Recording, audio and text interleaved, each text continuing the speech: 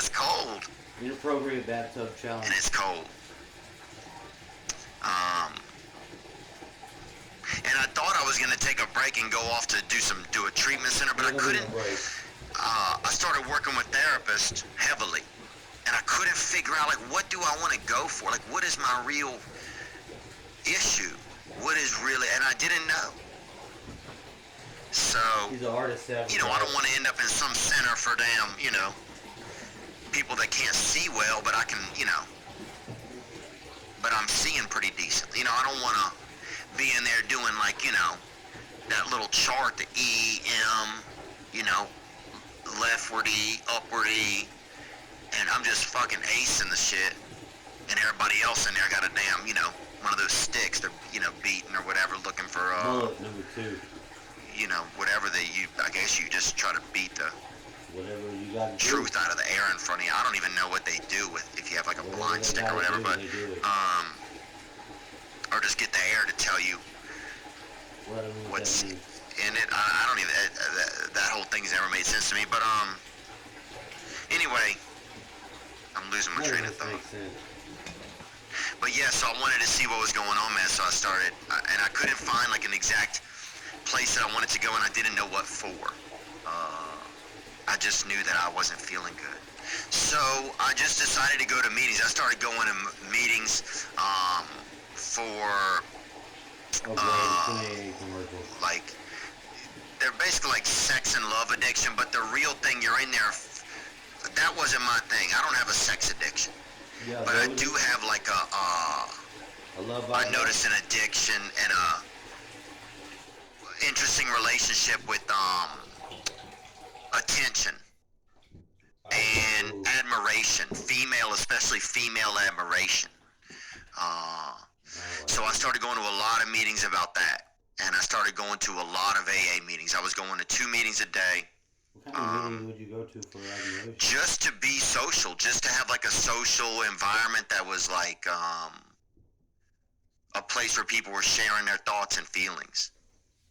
You know, because I really got intent on trying to figure out why is there something in me that's always, you know, disturbed, that's always in pain, kind of. And I'm not trying to have a pity party or anything. I'm just trying to share what happened with me. So anyway, I got into I was going to meetings, I was doing that, and I was off the antidepressants, and it's wise.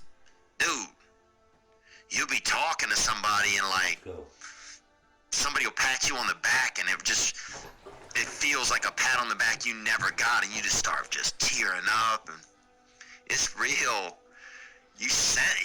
All your feelings that haven't been doing anything. Them bitches been milling around. Some of them are pissed. Some of them have been doing damn I mean, you know, they're doing Oxycontin. Some of them are on pre-workout. You know, some of them have been at zoo culture. There's you know, they've been milling around. So you got all these feelings once you're off antidepressants. I did anyway. And I'm not telling you to get off them. Don't do anything that I do, ever. And maybe, you know, talk with a doctor. But yeah, I went to talk to the doctor, and then I weaned off, and that was that. So, and I started microdose of psilocybin, you know, because that's like an alternative. So, you know, I got like a, whatever dose the dose you're supposed to get, and started.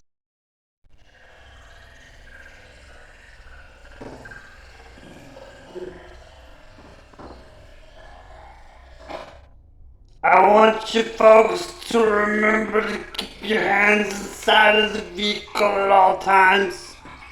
This motherfucker's talking about emotional shit. He's trying to get you out of the fire around and into the water. Cause your water's fucking you up, bro. You got too many feet. If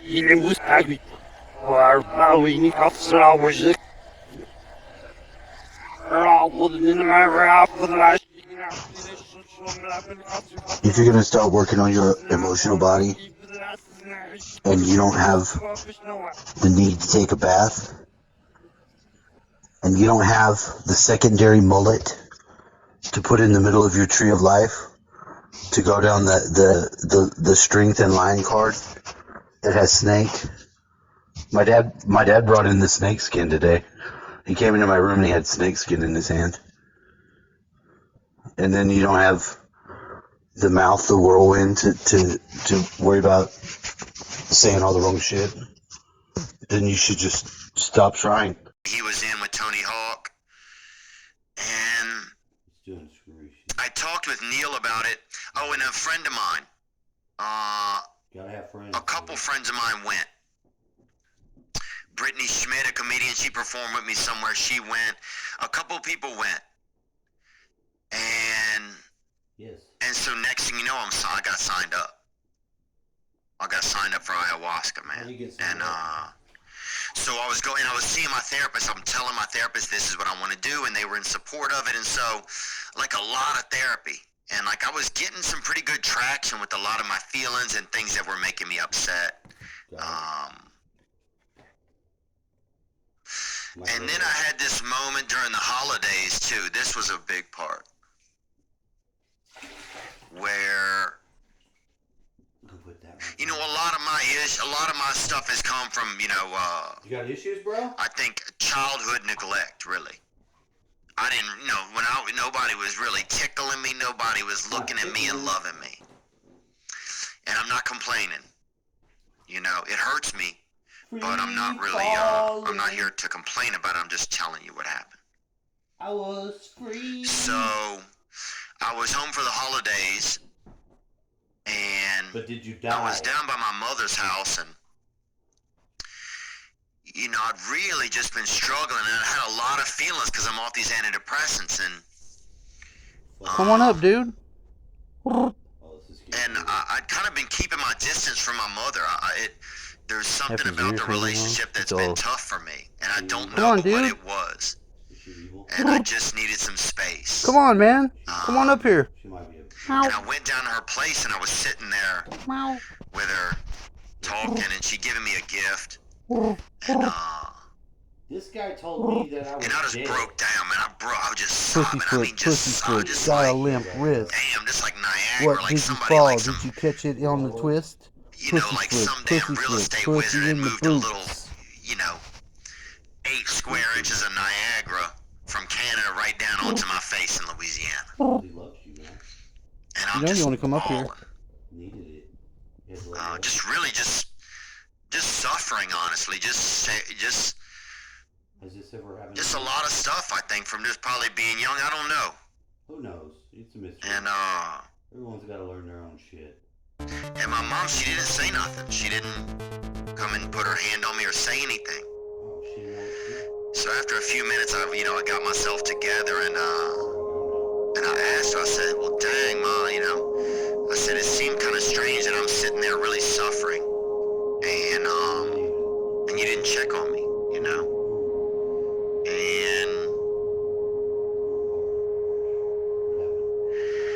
she said, "Oh, I thought you were just really taken aback by the gift that I gotten you." And it was a nice gift. It was like some vitamins or some damn vitamins or something. It was thoughtful. I'm not judging my mother. And I'm not criticizing her. But it just, Keep it up. This is your mullet number 2. I realized then there's just some disconnect. There's something where there's some inability for her to express the type of affection. Oh, I thought you were just really taken aback by the gift that I got you. No. And it was a nice gift. It was like some vitamins or some damn vitamins or something. It was thoughtful. I'm not judging my mother. And I'm not criticizing her. But it just, I don't have any of that kind of stuff. I realized then there's just some disconnect. There's something where she does.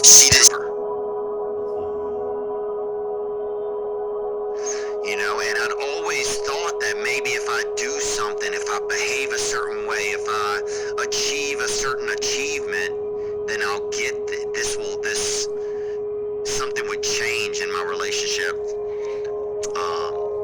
with my mother. Who's my biggest fan, by the way. I mean, she watches the podcast every week, and you know, and I love her for that. But there was something that there's some. There's my fucking can. And she even sent me a message that she texted me later, and we spent time over the holidays after that and stuff, but it was just a real telling moment for me that, man, all my life this is how it had been, and I always thought there was something wrong with me, but there's just some disconnect. She just, probably no one had ever done it to her. When she was in pain or when she was hurting, nobody had ever Who's in pain now? Who's taught shooting her, me? you know, had been loving towards her or whatever. I don't know. Fucking dying. But anyway, so that was like a wild, you know, that was just a heavy moment, and it was a lot of things. It made me Too many things. realize that there was nothing I could do anymore to get. There was nothing on earth that I was going to be able to do to get what I needed from my mother, and I'd always thought there was.